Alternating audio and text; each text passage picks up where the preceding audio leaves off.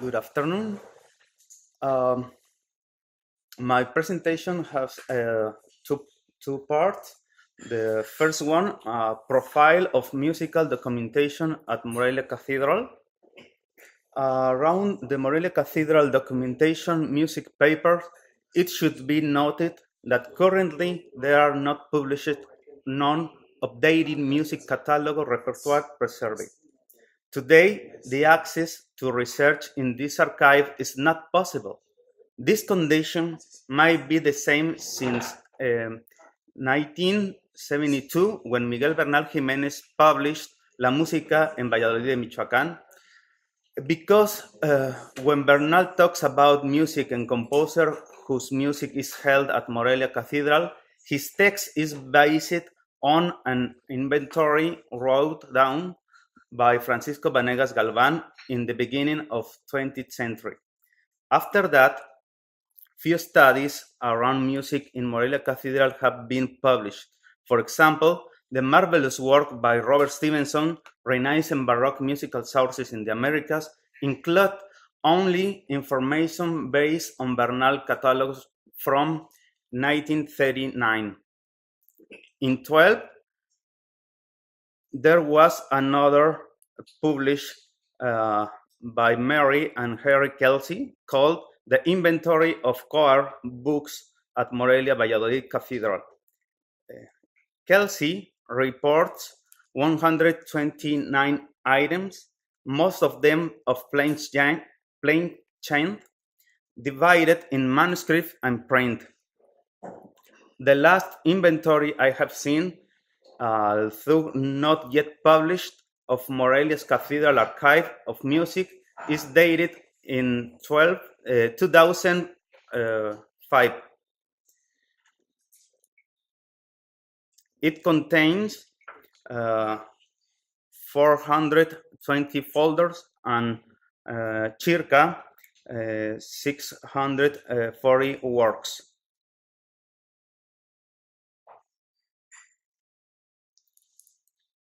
Here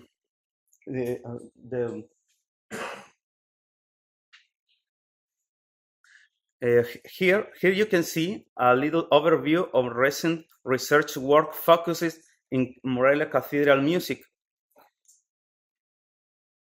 One by Francisco Rodríguez Herman. Esta publicación habla sobre maestros de capilla en Valladolid. La tesis de Antonio Ruiz Caballero sobre la música en la Catedral de Morelia desde sus orígenes hasta mediados del siglo XVII. Evgenia Rubina sobre la música instrumental. Hay un estudio de Javier Marín también sobre inventarios de la Catedral de Morelia en el siglo XVII y XVIII. Un trabajo propio que hago sobre un estudio muy somero sobre los inventarios de la catedral desde el siglo XVII hasta la actualidad.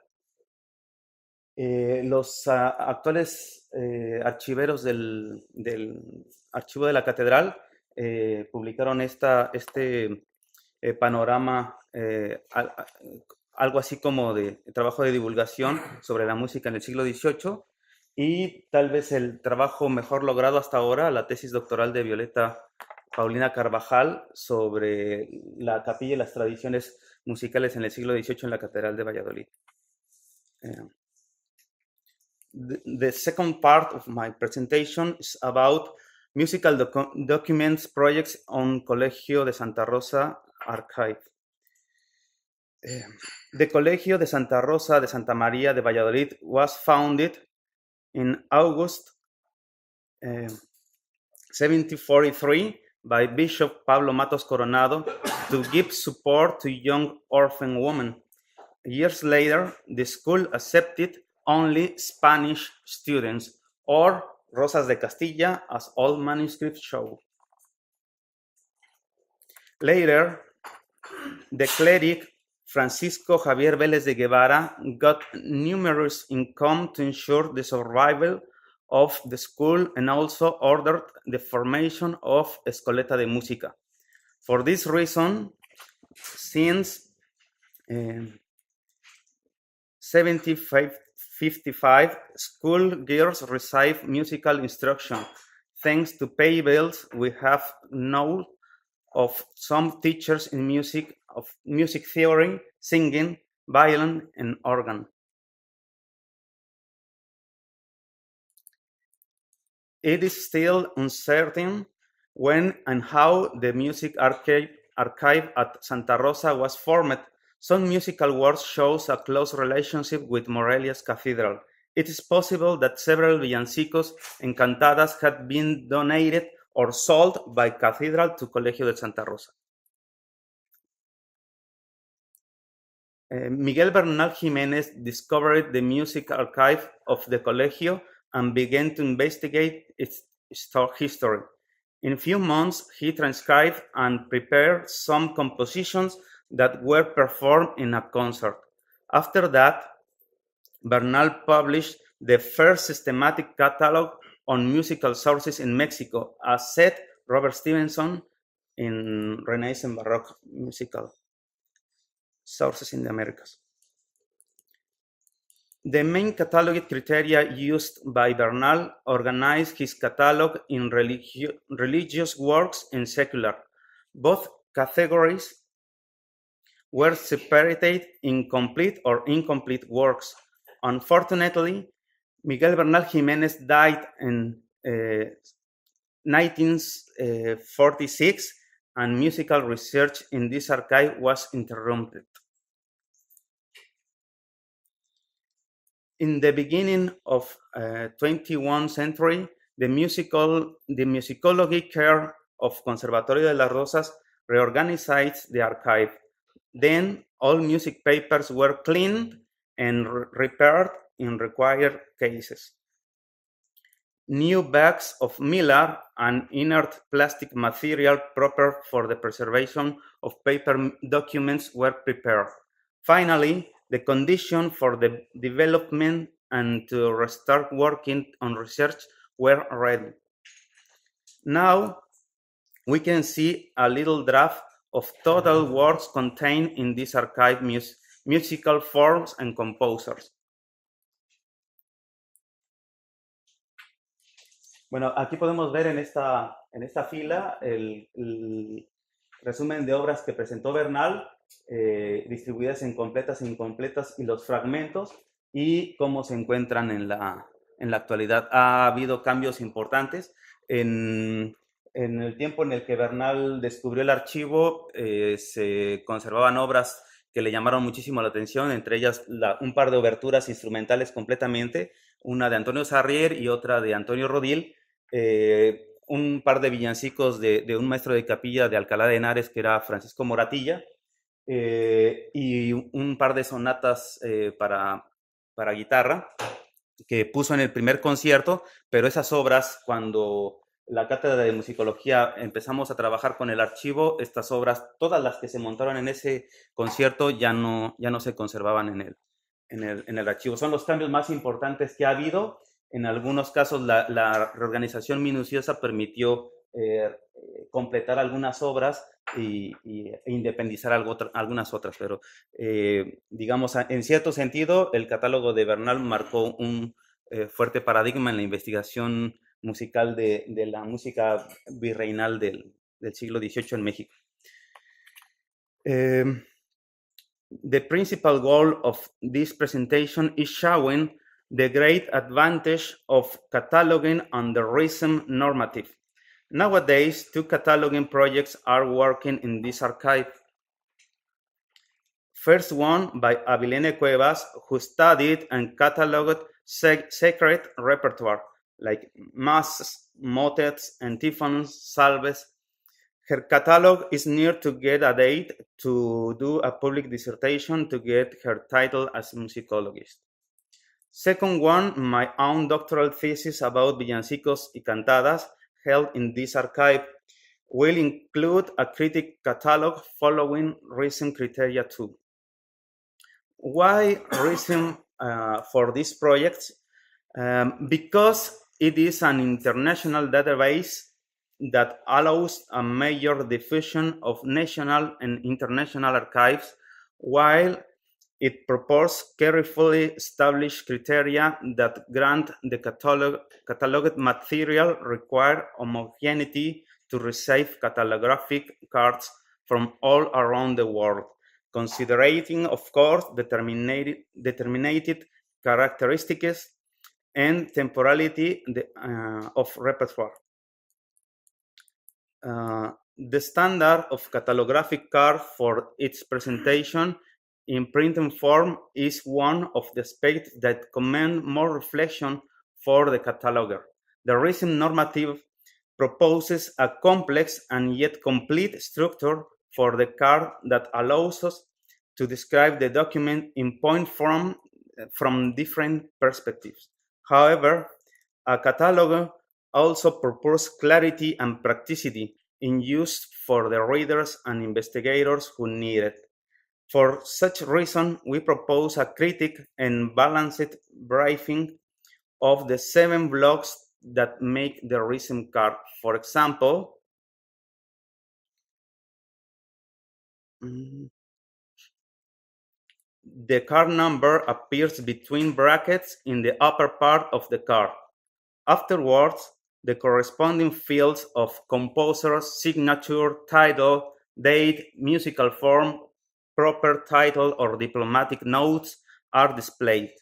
Also, a space for the section of each work existing parts besides a status confirmation, meaning in the work is complete or incomplete. We thought that it is important to offer the measurement of each manuscript. An aspect that makes this catalog peculiar is the possibility to use block number 7 at its full to increase chances of identification and concordance at a literary and musical order through the realization of musical and literary incipits for each instrumental or vocal part and each section of material form itself. For the printer presentation of these projects, we choose to offer the musical incipit in a facsimile, conferring major diplomatic and paleographic information to the investigator. The section we include a selection of block 7 are voice or instrument epigraph in the incipit and musical incipit. I would like to finish this presentation showing some peculiar cases that can be of aid in the improvement of musical research in colonial sources. Bueno, en este caso quiero presentar algunas de las ventajas que ofrece la catalogación en un sentido crítico, como ya lo ha comentado anteriormente Eduardo. El caso de Javier Marín con la presentación de los incipits polifónicos por voz y sección. Esto permitió que documentos que aparecen anónimos fueran identificados, ¿no? A Javier ya cuando visitó el Archivo de las Rosas, él ya llevaba avanzada gran cantidad de su tesis y fue cosa de 10 minutos que identificó en nuestra sección de anónimos varias piezas de Francisco Guerrero y en este caso Hernando Franco, que teníamos nosotros únicamente como partes incompletas, ¿no? Aquí tenemos la concordancia de la parte de alto, que esta también es muy poco común que algún catalogador piense en incluir una parte que no es la más aguda y además por sección, ¿no? Entonces nos permitió que una obra que nosotros teníamos contemplada como fragmento pudiera ser identificada. En el caso de la practicidad de utilizar la base de datos de RISM, tenemos la misa 8 del maestro capitán, que está ya perfectamente identificada en varios archivos, y aquí tenemos la coincidencia con la misa Qui Habitat. Otro caso interesante es la misa sobre Incimbalis de Carlos Patiño, No he encontrado coincidencias en Internet, pero lo más llamativo de esta es el formato que presenta, ¿no? Que es un formato en full score o partitura, que es poco común y que nos da por lo menos una primera sugerencia a pensar si se podría tratar de un documento original de Carlos Patiño, ¿no? El caso de estas dos obras son tanto Capitán como Maestro Carlos Patiño, que tenemos en un archivo que se fundó en el siglo XVIII, pero que estas evidentemente pertenecieron al siglo anterior. El siguiente caso sería uno en el cual nos permite esta propuesta de utilizar incipits polifónicos y por sección e instrumentos o voces, cotejar un compositor que se encuentra en diferentes archivos mexicanos, ¿no? Como es Antonio Alba. Y entonces aquí simplemente como un experimento decidí empezar con ella, que además es la carpeta número 1 del archivo de las Rosas actualmente. Entonces, checamos que tiene coincidencias con el archivo catalogado por Lidia Gerberov de la Basílica de Guadalupe. Tenemos el mismo título y ella presenta, aunque en este sentido tal vez la única crítica que merece ese catálogo es que la parte del incipit se encuentra en una sección muy lejana a la presentación de la ficha como tal, y uno tiene que hacer búsquedas mayores para localizar la coincidencia del incipit con el resto de la ficha, ¿no? Presenta la parte de soprano primero o tiple primero.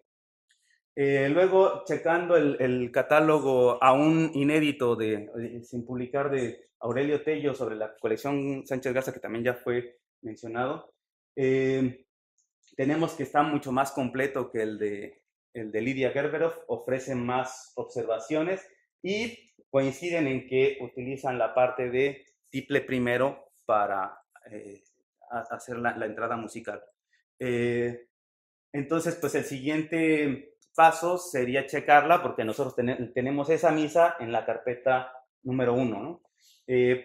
Pero pues tal vez la sorpresa es que en nuestro archivo esa obra está incompleta y no tenemos la parte precisamente de soprano 1 o tiple primero. Entonces, aunque en este caso se trata de música homofónica y realmente ya con la información que tenemos se podría precisar que sí se trata de la misma, pues en un sentido estricto no nos ofrece esa herramienta, ¿no? Entonces, pues la paradoja es que para comprobarlo como tal vez tendrías que ir a los archivos o de la Basílica o de la colección Sánchez Garza, ¿no? Y si elegimos la Sánchez Garza, entonces tenemos que sí ellos contienen la parte de tiple segundo, pero no la describieron como tal. Aquí tenemos en detalle, y bueno, hasta por el color de la foto se van a dar cuenta que esta es la parte del archivo de las Rosas y esta es y entonces coinciden perfectamente, ¿no? Entonces, como conclusiones generales, pues es el interés que tenemos ahorita en completar, digamos, el corpus que tiene el archivo de las Rosas, tanto la música religiosa que está haciendo Avilene como la música en lengua vernácula que estoy trabajando yo. Hacer el catálogo completo sería en 2 versiones: la impresa, que tendría los incipits, una versión de la ficha reducida, y los incipits en versión facsimilar, y posteriormente la siguiente meta inmediata será colgarlos en la base de datos de RISM, y creemos que la mejor manera pues sería a través del software de Muscat. Eso sería todo de mi parte. Muchas gracias por su atención. Y una disculpa por mi pésimo